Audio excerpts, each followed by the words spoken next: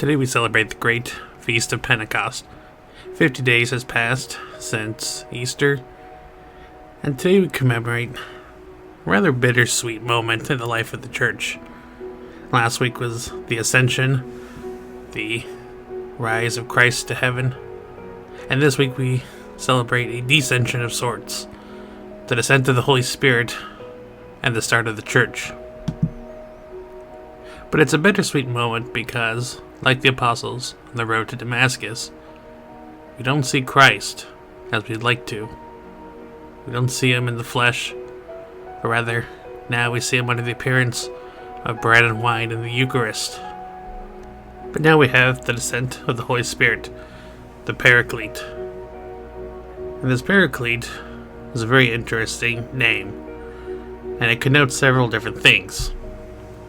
For one, it tells us about the role as advocate, and it's a tempting notion to want to see this role of advocate as being someone who is like a lawyer, someone who is championing our cause in front of the court of God.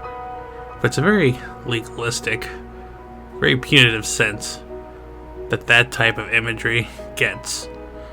Instead, let's look at the word paraclete in the Latin advocatus, and what it's really getting at. The core of it is translated as someone who is at your side. And that being by your side is a very apt description of what the Holy Spirit does for us. In today's first reading, we start to get a good sense of what the Holy Spirit by our side is all about. The first reading comes from Acts. In the second chapter, we read, "When the time for Pentecost was fulfilled, they were all at one place together, and suddenly there came from the sky a noise like a strong driving wind, and it filled the entire house in which they were. Then there appeared to them tongues as of fire, which parted and came to rest on each of them. And they were all filled with the Holy Spirit, and we had to speak in different tongues, and the Spirit enabled them to proclaim." Right off the bat, there's a couple of things. We have this sensory image going on. We have the sound of a mighty wind and tongues of fire. And that wind in particular is of note. It recalls to mind, for all of us, a scene in Exodus with the fiery descent of Yahweh on Mount Sinai. Next, we are given actions that the Holy Spirit has enabled to the 12. Namely, once they were filled with the Holy Spirit, what happens? They were able to speak in different tongues, but also the Spirit enabled them to proclaim. Now there's a mirroring going on with the speaking in tongues. As the book of Acts tells us, everyone they preached to, even if the apostles did not know that language, had never spoken a word of that language before, the native speakers, it was like they were speaking in their own tongue. And I'd say there's some mirroring going on because it mirrors Genesis 11 with the Tower of Babel.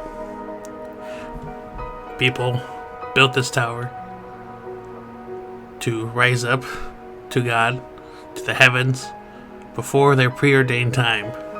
And what happens? God confuses their once united tongue, creates multiple languages, and scatters man. But here, through the Holy Spirit, the opposite happens. Man is united and can speak all languages when filled with the Holy Spirit. And it's an important lesson for us to learn that it is not through our pride we will get through God, but only through His grace, through His Spirit, that we will be united. And here, the second chapter of Acts tells us of a large international community of Jews gathering in one spot. Acts tells us that there are Parthians, Medes, and Elamites, inhabitants of Mesopotamia, Judea, and Cappadocia, Pontus and Asia, Phrygia and Pamphylia, Egypt and the districts of Libya near Cyrene, as well as travelers from Rome. Basically, every corner of the world that they knew of at this point. All the Jews coming and hearing the gospel in their own tongue, and many of them accept it. But it's not just a message limited for them. This too foreshadows the nationwide acceptance of all peoples to the gospel. Next we have the gift, the grace, to proclaim the truth, to proclaim the gospel. Our second reading makes that perfectly clear. The second reading in Corinthians says, no one can say Jesus is Lord except by the Holy Spirit. And it's not just an intellectual movement, although that is certainly there as well. Not just the intellect that is moved to acknowledge that Christ is the Lord, but it also moves the heart. It's called conviction.